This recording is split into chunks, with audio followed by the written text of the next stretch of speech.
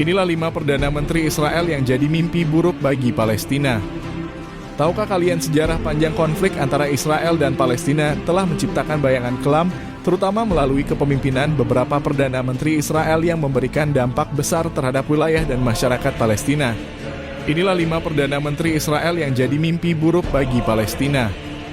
Ben-Gurion merupakan Perdana Menteri pertama Israel saat negara itu baru didirikan pada 1948. Saat itu Israel akhirnya mendirikan negara dengan menggeser 750.000 warga Palestina yang dalam dunia Arab dikenal dengan sebutan Nakba yang berarti bencana. Ben-Gurion pernah menyatakan bahwa warga Palestina seharusnya tidak dapat kembali ke rumah mereka. Ia juga pernah mengeluarkan pernyataan kontroversial dengan menyatakan niat untuk merebut Lebanon hingga Suriah.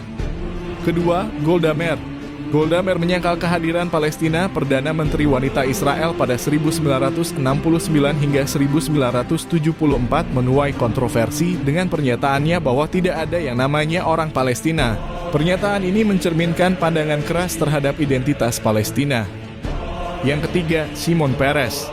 Selama kepemimpinannya pada 1984 hingga 1986 dan 1995 hingga 1996 terlibat dalam mendirikan pemukiman ilegal di tepi barat Palestina.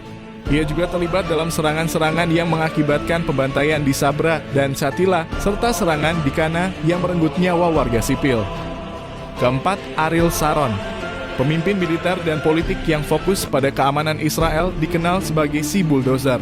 Kepemimpinannya di Perang 6 Hari dan tindakan kerasnya terhadap Palestina memicu kontroversi dan pandangan berbeda di kalangan masyarakat internasional.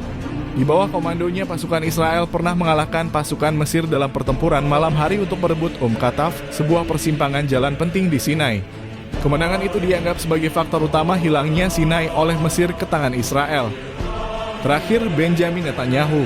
Netanyahu merupakan Perdana Menteri terlama Israel dengan memimpin sepanjang 13 tahun pada 1996 hingga 1999, 2009 hingga 2021, dan 2022 hingga saat ini. Dalam kepemimpinannya, Netanyahu tercatat telah menyerbu Gaza, Palestina, beberapa kali dengan dalih memusnahkan milisi Hamas yang bermusuhan dengan Israel.